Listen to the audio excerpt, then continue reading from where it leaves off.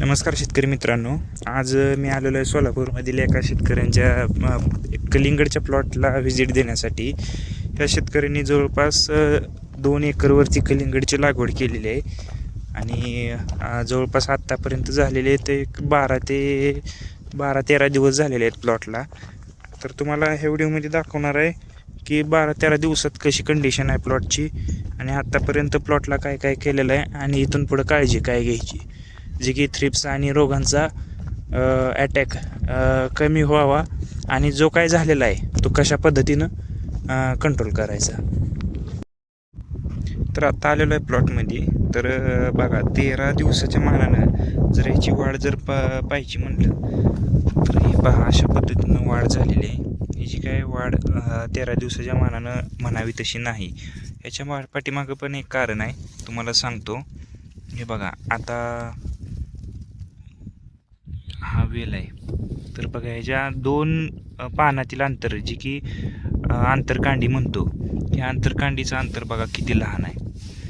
तुम्ही पाठीमागे एक व्हिडिओ पोस्ट केलेला आहे मी यूट्यूबला. तर त्या व्हिडिओमधलं जर वेलाचं आंतरकांडीचं अंतर पाहिलं तर तुम्हाला दिसून येईल की त्याच्यामध्ये किती जास्त आहे.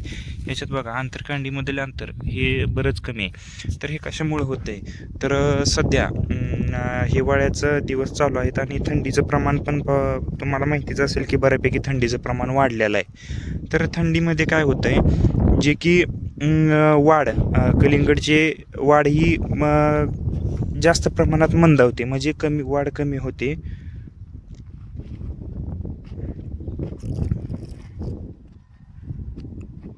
वाढ कमी होते आणि थंडीचा परिणाम हा पूर्णपणे शेंड्यावर होतो, की शेंड्याची पूर्णपणे वाढ थांबून जाते आणि जे काय वेलाची आंतरकांडीमधलं जे अंतर आहे हे खूप कमी प्रमाणात पडतं आणि आणि आंतरकांडीमधील जर अंतर कमी झालं तर हे फ्रूट सेटिंगला नंतर फुगवणीच्या वेळेस खूप म्हणजे वाढ होत नाही, फळाची साईज पकडत नाही.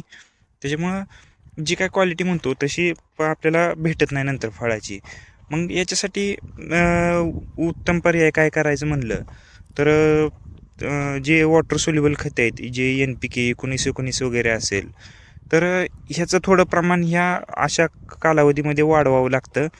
आणि मुळी चालण्यासाठी आता कसं आहे, वातावरणात पण गारवा आहे, जमिनीत पण गारवा राहतो, तर जमिनीची पण मुळीची वाढ थांबून जाते. आता इथं पाहायचं म्हणलं तर हे का, आता हे आपलं जी गुंडी म्हणतो ती गुंडी आहे आणि याच्या बाहेर आपल्याला मुळीची वाढच दिसत नाही आणि त्याच्यामुळं वेलाची पण वाढ भरपूर झालेली नाही. तर याच्यासाठी काय करायचं, मुळी वाढण्यासाठी ह्युमिकची ड्रिंचिंग किंवा आपण ड्रिपच्या माध्यमातून जरी ह्युमिक सोडलं तरी मुळी वाढण्यासाठी मदत होते. तर आता ह्युमिक कुठलं सोडायचं, कुठलं बेस्ट राहील, तर शक्यतो जनरली मार्केटमध्ये 98% ह्युमिक तर भेटतंच. पण ह्याच्यापेक्षा उत्तम म्हणलं तर मायक्रोरायझा, जे मायक्रोरायझल बायो फर्टिलायझर आहे, तर हा मायक्रोरायझा जर सोडला तर एकदम अतिउत्तम त्याचे रिझल्ट दिसून येतात. कारण की ही जीवाणूजन्य बुरशी आहे, जी उपयुक्त बुरशी म्हणतो, हे काय करते, मुळी वाढण्यास मदत तर करतेच, पण जे काही इतर बुरशीजन्य रोगाची जी काही बुरशी आहे तर ही पण नष्ट करते आणि पिकाला होता होईल तेवढा फॉस्फरस उपलब्ध करून देण्याचं काम करते.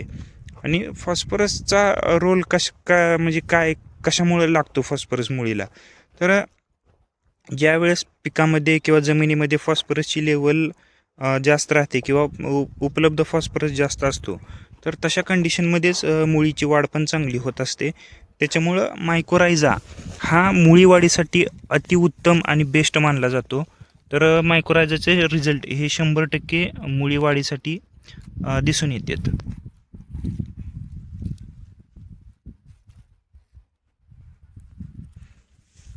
आणि दुसरा फायदा म्हणजे जे काय आपण विद्राव्य खतं आपण ड्रिपमधून सोडणार आहे, तर ही विद्राव्य खतं पण उचलून देण्याचं मायक्रोरायझाचं काम असतं.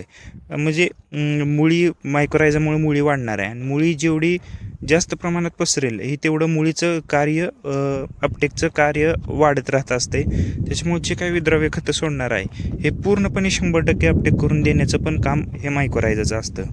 आणि दुसरं म्हणजे जे काय वरून स्प्रे वगैरे घेणार आहे आता वाढीसाठी, तर स्प्रेमध्ये तुम्ही 19-19 घेऊ शकता किंवा ICL कंपनीचं 11-36-24 असेल, जे की पाठीमागच्या कांद्याच्या व्हिडिओमध्ये तुम्हाला सांगितलं असेल की पहिली फवारणी कोणती घ्यायची. तर ICLच्या 11-36-24नं पण चांगली वाढ होते. तर ह्या प्लॉटबद्दल तुम्हाला म्हणजे काय वाटतं, कसा आहे प्लॉट, हे नक्की तुम्ही आम्हाला कमेंटमध्ये सांगा. तर धन्यवाद मित्रांनो, अशाच नवीन एका व्हिडिओमध्ये भेटूया आपण. आणि नवीन असाल तर चॅनलला नक्की सबस्क्राईब करा. धन्यवाद.